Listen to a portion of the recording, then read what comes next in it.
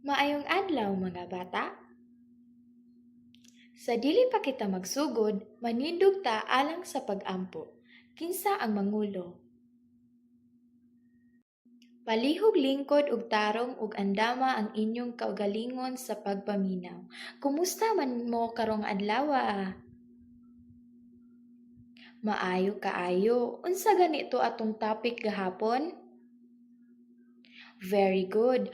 Andam na ba mo makakat-on na sab? Mga bata, adunay akong ipakita nga mga hulagway. Palihog lantawan ninyo pag-ayo. Unsa ang inyong nakita sa hulagway? Sakto. Unsay tawag nato ani nga mga pulong? Very good. Kini sila gitawag og pungan o noun. Karon atong tun-an ang pungan.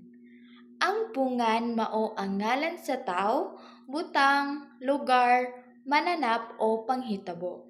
Sa English, gitawag kini og noun. Pananglitan, kung sa tao, doktor, sa lugar, eskwelahan, kung sa butang is libro, then kung sa mananap, ero. So, ang pungan adunay duha ka klase. Una ang usahan nga pungan o daghanan nga pungan.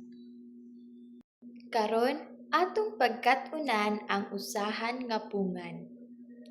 Kung usa lamang ka tawo, butang, lugar o mananap, gitawag kini og usahan nga pungan.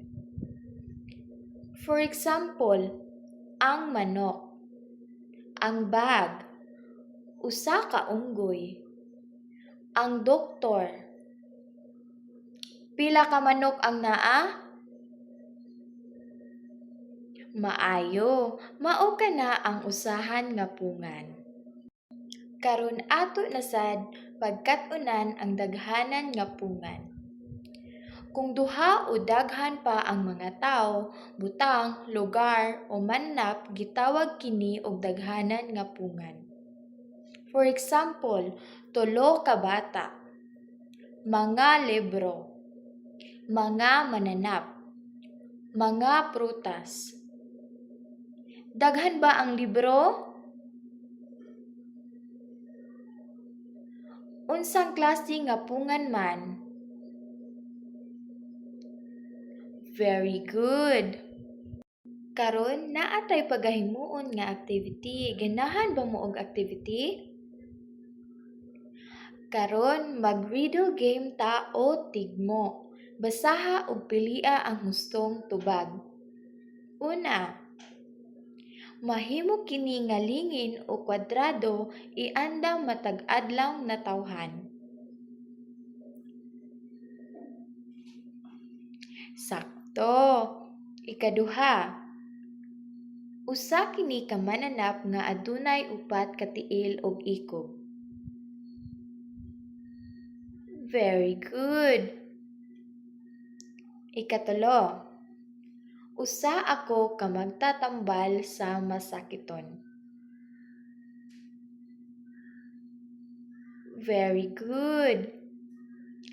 Ikaupat, lugar diin mo palit og gulay, karne og isda. Very good kaayo. Karon ako among igrupo. This will be the group 1 and this will be the group 2. Karon punduka nato ang mga pungan kung usahan ba o daghanan.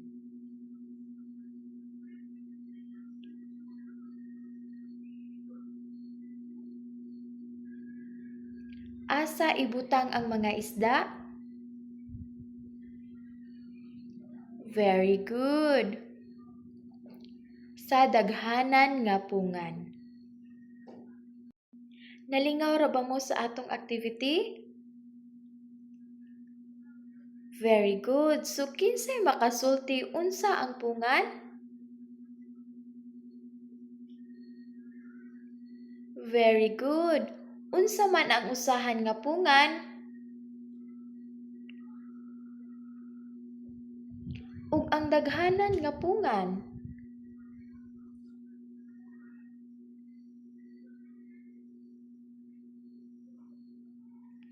Maayo kaayo.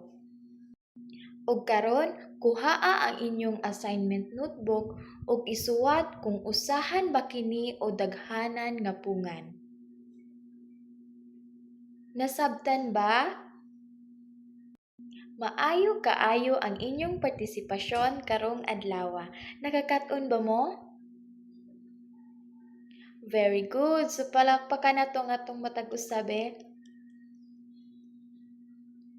Okay, so that's all for today. Thank you and goodbye, grade 3 pupils.